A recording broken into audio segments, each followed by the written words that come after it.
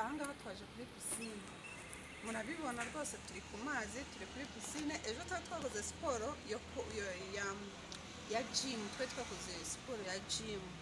Rero hari abantu benshi badakunda siporo, nanjye ndi mu bantu batakundaga siporo, ariko ubu ngubu rwose siporo naje gusanga ari nziza ku mubiri wacu rwose.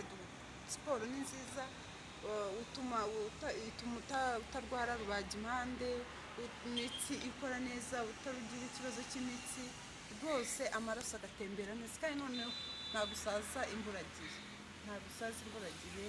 uhora rwose wimereye neza, wifitiye itoto, umera neza, uba ukomeye.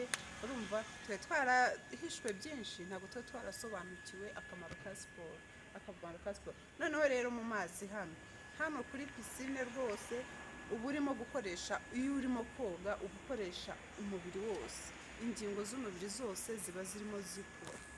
Rero ni nko kwirukanka ukoresha umubiri wose. Siporo ni nziza cyane rwose pe, nutajyaga ayikunda icyo mbese ntibibanga ko uzajya ukora siporo, nuyikora nk'icyumweru cyo kuyikora wenda nka 3 mu kwezi,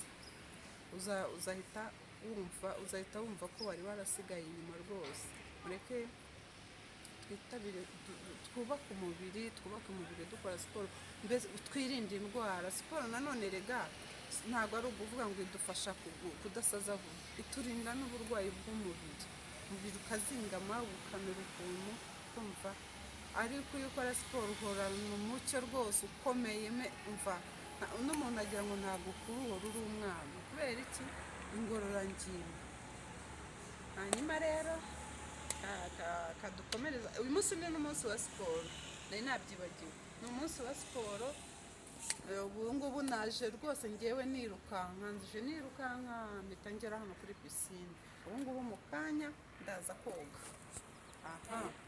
Reka turekere ahangaha dukore siporo hakiri kare, ubu haracyari mu gitondo, hari na klima nziza, n'abatarabyuka ngo bajye muri siporo, namwe mujye muri siporo, tugiye koga. Murakoze.